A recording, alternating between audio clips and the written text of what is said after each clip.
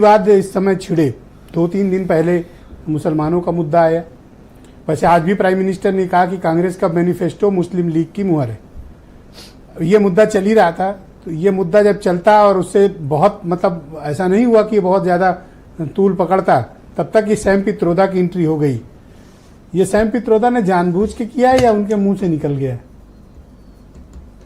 पहले तो याद दिला दूं कि ये वही सैम पित्रोदा है जिनका परिचय कांग्रेस ने एक बार अपने बड़े मंच से एक बढ़ाई के रूप में कराया था। हाँ, यानी ठीक कह रहे हैं। पिछड़ी जात से आते हैं। हाँ। दाढ़ी ऐसी रखता। आई थिंक यूपी के इलेक्शन था शायद उस टाइम, उसी टाइम की बात है। बिल्कुल सही, एकदम आपको सही है।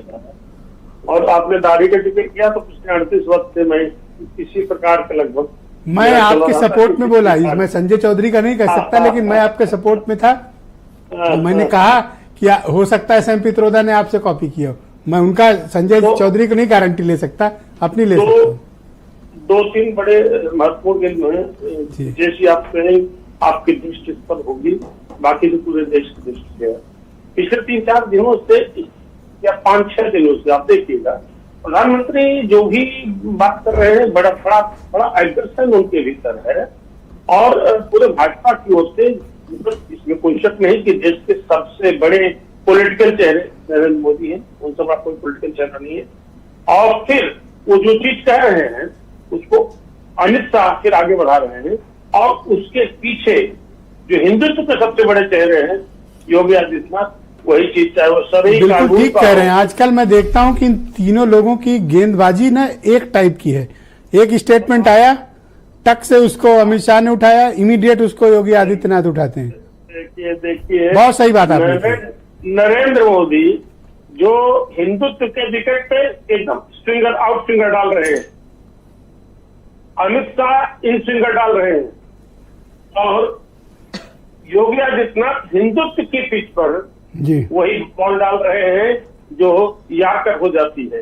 तो ये सैम पित्रोदा ने बाउंसर डाली या यारकर खा के खुद ही मुंह के बल गिरे? अब 1 मिनट में आपको क्लियर कर दूं। देखिए, इधर से बॉलिंग बड़ी तेज हो रही है, आउट स्विंगर इन स्विंगर यारकर हो रही है, और उधर से क्या हो रहा है? उधर से कांग्रेस और संपूर्ण अपोजिशन वेल लेफ्ट कर रहा है।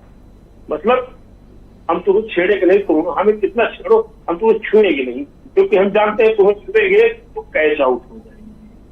अपोजिशन इससे बच रहा है। रिएक्शन आपने देखा होगा इन सेंसिटिव इश्यूज पर कांग्रेस का कोई रिएक्शन आया किसी और? 1 घंटे में लकड़ी फेंक के ये सब सैम पित्रोदा से भाग गए, जैसे सैम पित्रोदा को पहचानते ही नहीं।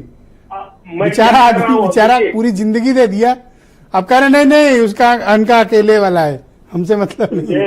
मैं यही कह रहा हूँ, इन्होंने सेंसिटिव गेंदबाजी पर वेल लेफ्ट किया, मतलब गेंद छुआ नहीं। अब बगल से निकल गई, इधर से निकल गई, छुआ नहीं, कैच हो जाएंगे। लेकिन सैम पित्रोदा ने एक नई लकड़ी पकड़ा दी उनको। तो इसमें तो कोई शक नहीं कि सैम पित्रोदा। ये मुसलमान वाली जो बाउंसर आई थी, इसका क्या कोई इम्पैक्ट हुआ या ये भी छोड़ दिया अपोजिशन ने नहीं खेला? ध्यान रखिएगा, आप पिछले चुनाव का ध्यान रखिए। पिछले चुनाव में पहले चरण के बाद क्या बात हुई थी, इसी तरह की बात आई थी।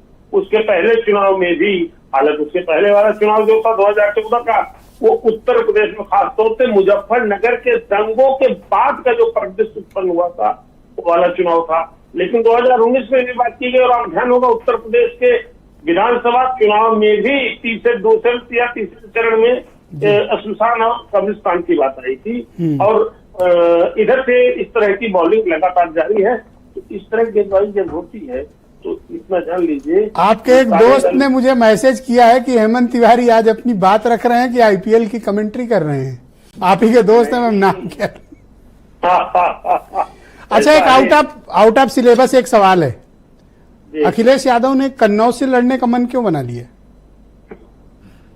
देखिए, कन्नौज से जब तेज प्रताप का टिकट का ऐलान हुआ तभी मुझे इस बात की आशंका थी। और जिस तरीके से वहाँ स्थानीय स्तर पर वर्कर्स ने विरोध किया, नहीं हमको अखिलेश चाहिए, कि पहले से तय था। इन्होंने एक थोड़ा सा ऐसे लिटमस टेस्ट के लिए थोड़ा सा मसला डाल दिया था जो सही नहीं गया, कि इनको अल्टीमेटली उतरना पड़ा।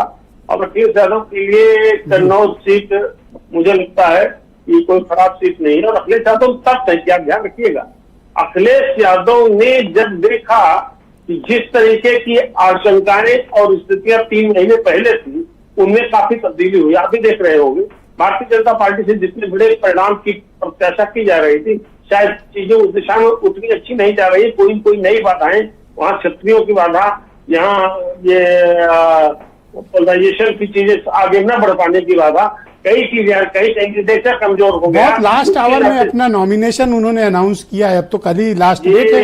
जी, ये देख करके अब तो उनको घेरने का ज्यादा टाइम नहीं मिलेगा बीजेपी को।